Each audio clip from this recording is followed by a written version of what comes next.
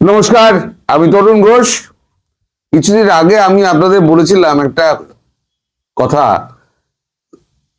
যে আমাদের সেনাপ্রধান, পরশুদিন বোধহয়, আমাদের সেনাপ্রধান, আপনাদের যে সেনাপ্রধান আছেন ওয়াকারুজ্জামান, তার কাজকর্ম দেখে তাকে প্রচন্ড ধমকেছিলেন।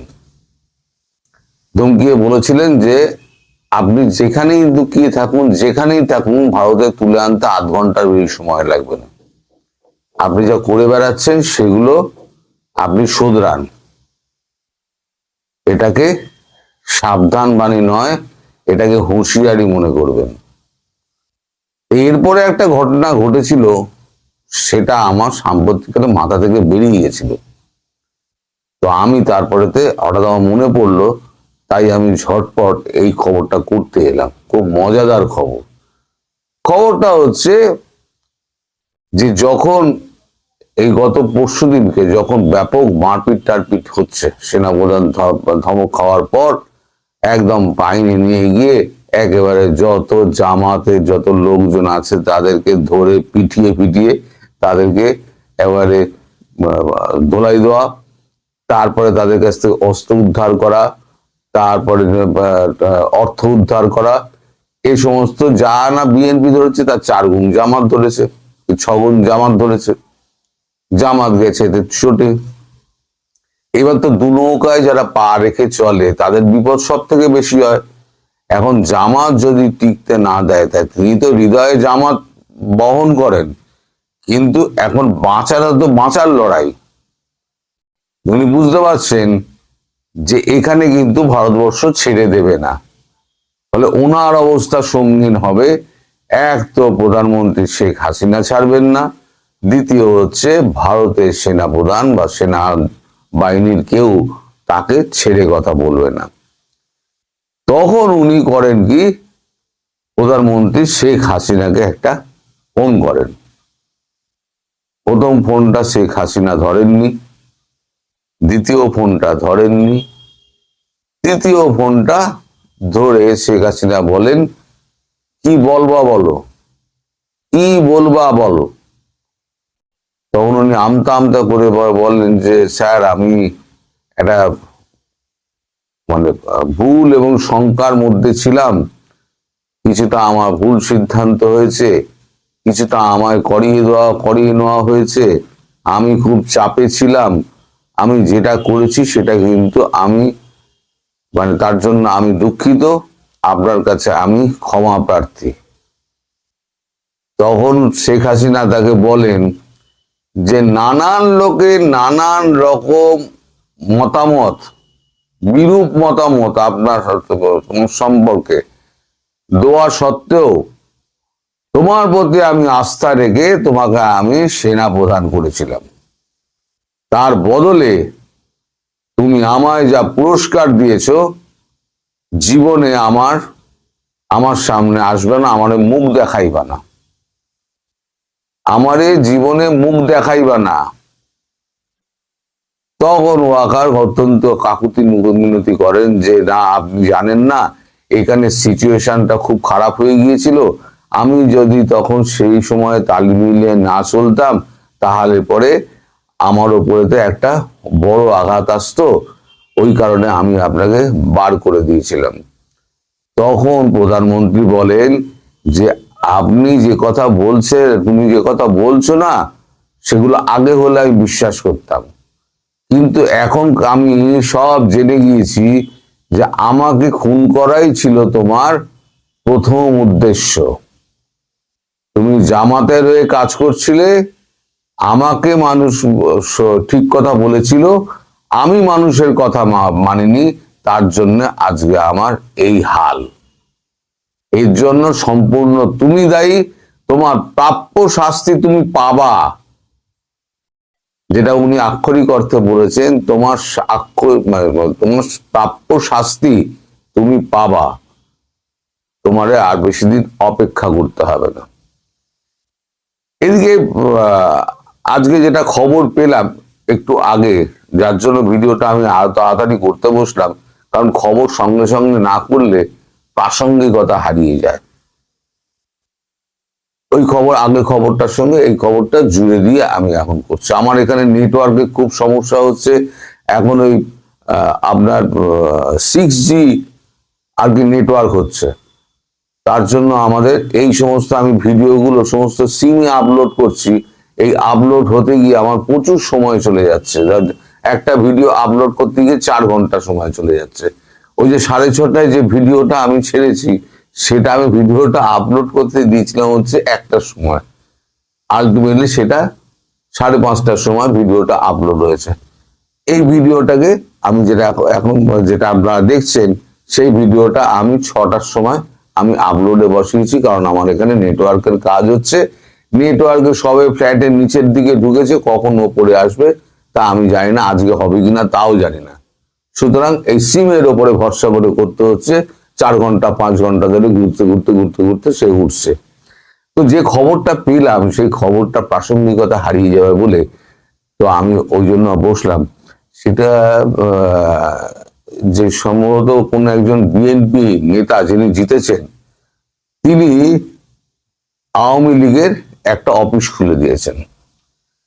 কারণ ভারত তারেক রহমানকে বলেছিল দৃশ্যত কিছু করে দেখাতে হবে, ওই করছি করব হ্যান ত্যান এসব বললে চলবে না, দৃশ্যত কিছু করে দেখাতে হবে। তার মানে কি আমরা ধরে নেব এটা যে তারেক রহমান একটা বার্তা দিতে চাইলেন ভারতকে, এবং তারপরে এবার যদি আস্তে আস্তে সমস্ত জেলে যারা বন্দী আছে তারা যদি একজন একজন করে মুক্ত হন উনি শপথ নেওয়ার পরে, তার আগে তো বেশি কিছু করতে পারবেন না। ওনারা দলীয় কার্যালয় উনি খুলে দিয়েছেন, সেটা তো সরকারের বাইরে, কিন্তু মুক্তি দেওয়ার ব্যাপারটা তো সরকারের মধ্যে ঢোকার পর, তিনি শপথ নেওয়ার পর। তো এই শপথটা নেওয়ার পর উনি কি করেন সেদিকে কিন্তু ক্লোজলি মনিটর করছে ভারতবর্ষ। এখন যতক্ষণ না শপথ নিয়ে তিনি গদিতে বসছেন ততক্ষণ পর্যন্ত তো কিছু হবে না। তাই এখন যেটা দিয়ে উনি বার্তাটা প্রথম পাঠালেন, আমার যেটা মনে হচ্ছে সেটা হচ্ছে এই সদর কার্যালয় একটা আওয়ামী লীগের খুলে দিয়ে, আবার দেখবেন না ধীরে ধীরে ধীরে ধীরে আওয়ামী লীগের সমস্ত কার্যালয়গুলো খুলতে শুরু করেছে। তার মানে এটা ভারতের প্রতি একটা বার্তা যে আমি ভারতের সঙ্গে আছি, ভারতের সঙ্গেই আমি থাকতে চাই। ওই দিল্লি না পিন্ডি ওই চটকে দিয়েছে, পিন্ডি চটকে দিয়েছে তারেক রহমান। তারেক রহমান বিদেশে থেকে এতটুকু বুদ্ধি হয়তো হয়েছে যে যদি রাষ্ট্র চালাতে হয় তাহলে পার্শ্ববর্তী রাষ্ট্রকে চটিয়ে তিনি রাষ্ট্র চালাতে পারবেন না। ফলে এখন তিনি অনেকটা নিজেকে শুধরাবার চেষ্টা করছেন। এখন কতটা শুধরেছেন কতটা শুধরাননি সেটা তো ভবিষ্যৎ বলবে। আমি আগামী ব্যাপারে কোনো মন্তব্য করব না। যেটা উনি করেছেন আমি সেটার উপরে আপনাদেরকে বললাম, এইটা হচ্ছে ঘটনা। তবে তারেক রহমান কি বলে শেখ হাসিনা যে ধমক ওয়াকারকে দিয়েছে, সেই ধমকের পর ওয়াকারের আর কখনো মানে মানে এ হবে না, সাহস হবে না দ্বিতীয়বার প্রধানমন্ত্রীকে ফোন করার। কারণ প্রধানমন্ত্রী ফোনটা কেটে দিয়েছেন। কেটে দেওয়ার অর্থ হচ্ছে আমি তোমার সঙ্গে বাক্যালাপ পর্যন্ত করতে চাই না। দর্শক, কেমন সম্পর্ক চায় বিএনপি ভারতের সঙ্গে? এই প্রশ্নটা এই মুহূর্তে সব থেকে বড় প্রশ্ন হয়ে উঠছে এবং শোনা যাচ্ছে বিএনপি যে সরকার গঠন করতে চলেছে সেই সরকার গঠন প্রক্রিয়ায় ভারতের প্রধানমন্ত্রী নরেন্দ্র মোদীও চলে আসতে পারেন, এরকম আলোচনা চতুর্দিকে চলছে। তবে এটা নিশ্চিত করে বলা যায় যে ভারতের শক্তিশালী কোনো প্রতিনিধি এখানে উপস্থিত থাকবেন। সেরকম একটা প্রেক্ষাপটে বিএনপি সরকারের পরবর্তী মন্ত্রিসভায় গুরুত্বপূর্ণ জায়গা অর্থাৎ পররাষ্ট্র মন্ত্রণালয়ে যার স্থান হবে বলে মোটামুটি নিশ্চিত তারেক রহমানের এই মুহূর্তের বিশ্বস্ত সঙ্গী হুমায়ুন কবির, তিনি এনডিটিভির সঙ্গে একটা সাক্ষাৎকার দিয়েছেন।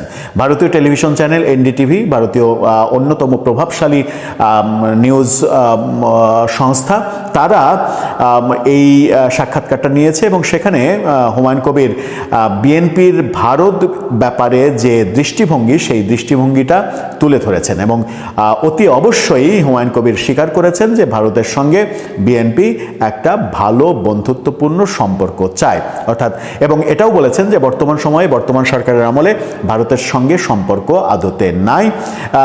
এই না থাকার কারণ হিসেবে শেখ হাসিনার প্রসঙ্গ এসেছে, নানা প্রসঙ্গ এসেছে, কিন্তু বিএনপি সেই পথে যেতে চায় না, এমনটা হুমায়ুন কবির বলেছেন। চলুন একটু হুমায়ুন কবিরের সাক্ষাৎকারটা কি বলা হচ্ছে সেখানে, এনডিটিভি কি বলছে, কি দাবি করছে, তারা তাদের মতো করে বাংলাদেশ সম্পর্কে কি ভাবছে, সেগুলো একটু পর্যালোচনা করে দেখি এই ভিডিওতে।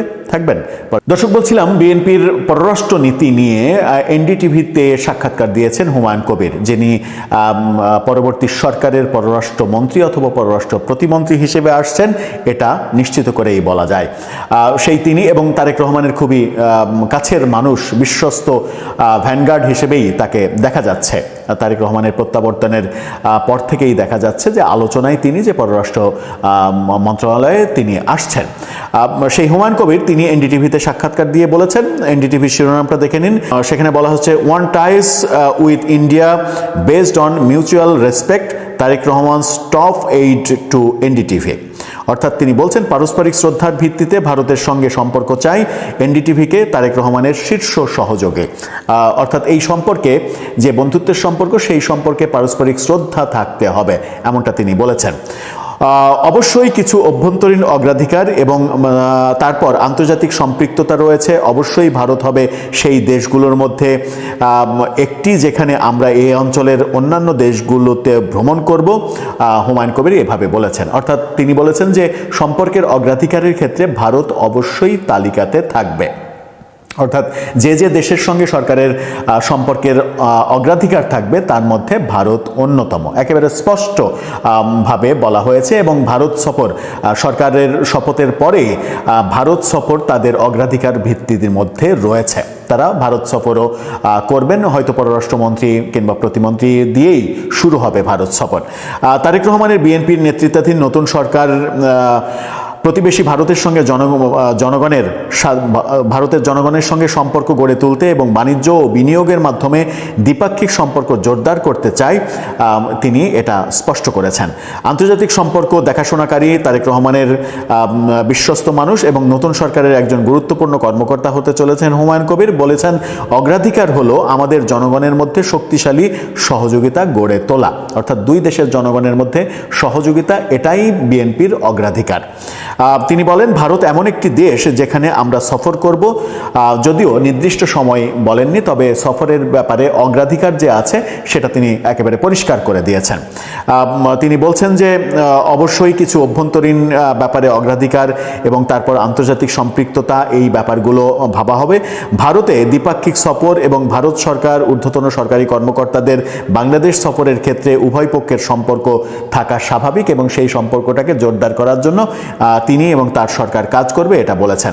পাকিস্তানের দিকে ঝুঁকছে এই ব্যাপারটা তাকে প্রশ্ন করা হয়েছে, মানে বাংলাদেশ কি পাকিস্তানের দিকে ঝুঁকছেন? তিনি বলেছেন মোহাম্মদ ইউনূসের অন্তর্বর্তী, মানে এখানে বলা হচ্ছে মোহাম্মদ ইউনূসের অন্তর্বর্তী প্রশাসনের তত্ত্বাবধানে থাকাকালীন ভারতের বিনিময়ে বাংলাদেশ পাকিস্তানের দিকে ঝুঁকে পড়েছিল বলে মনে করা হয়েছিল। এই বিষয়ে এক প্রশ্নের জবাবে তিনি উত্তর দেন, আমি মনে করি, উত্তর দেন, কৌশলী উত্তর দেন, সেই প্রসঙ্গটাও বলেছে যে কূটনৈতিক উত্তর দিয়েছেন।